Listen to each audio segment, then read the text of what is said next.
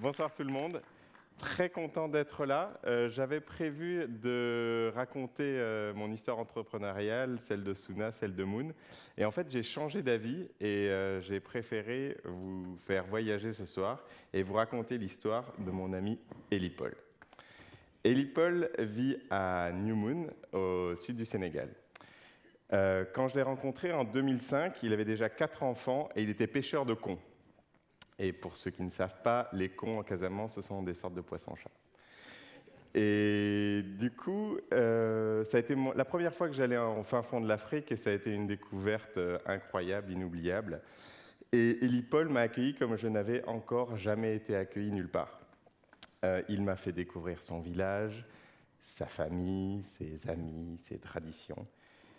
Et c'était fou. Mais il m'a aussi fait découvrir ses galères. Et une de ses galères principales, c'est qu'il vivait dans un village sans électricité. Et comme des millions de gens, la seule façon de s'éclairer, c'était avec les lampes à kérosène et avec des bougies. C'est cher, c'est inefficace et c'est dangereux. Et du coup, il y avait autre chose aussi, parce que, en plus d'une galère, c'est une honte. Et on ne se rend pas vraiment compte que pour tous ces gens, vivre dans ces villages reculés au XXIe siècle et coupés de notre confort moderne, c'est une charge mentale très importante. Et j'ai continué à aller voir Eli Paul pendant plusieurs voyages successifs. Rien ne changeait dans ce village. Et à force de réflexion et de travail, d'itération et de développement chez Suna Design, on a inventé une solution innovante et frugale. Et 10 ans après avoir rencontré Eli Paul, on a équipé complètement son village, on l'a électrifié avec des nanoréseaux solaires à base de nos lampadaires. Et là, c'était la révolution dans le village.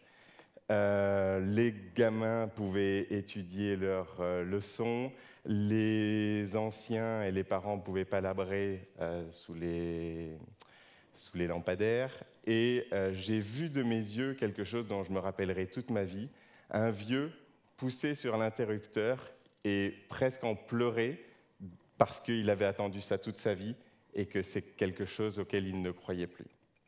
Ce projet-là, il a été aussi possible grâce à vous. On a fait appel à de la finance participative, à du crowdlending, et 500 prêteurs nous ont financés pour que Suna Design préfinance les équipements qui sont remboursés par les bénéficiaires qui sont devenus du coup des clients de services énergétiques.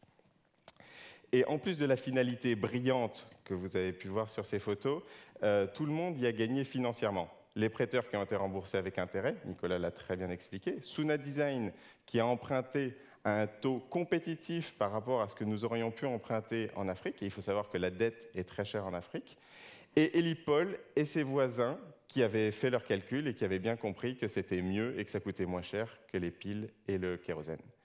Et du coup, mon ami Eli Paul est devenu notre client.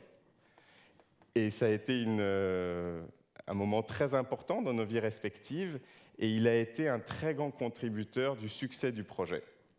Il a été le plus actif pendant l'installation de tous les nanogrids, il a été le plus persuasif pour expliquer et évangéliser auprès de ses voisins et expliquer les bénéfices, et il a été le plus proactif pour dépanner ses voisins, nettoyer les panneaux solaires, etc.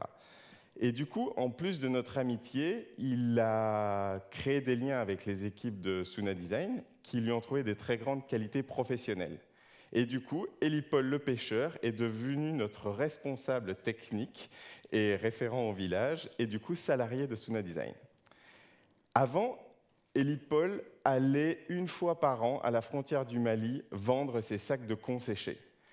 Ça lui faisait son budget pour l'année, et du coup, il avait du mal à le gérer pour payer sa nourriture, les frais de scolarité des enfants, la santé, et les bougies et le kérosène. Et du coup, de là, maintenant, Eli Paul a un salaire fixe mensuel qui lui a permis depuis un an de mieux scolariser ses enfants, de faire opérer sa jeune fille qui avait un problème aux yeux, et il a aussi acheté un Moonphone.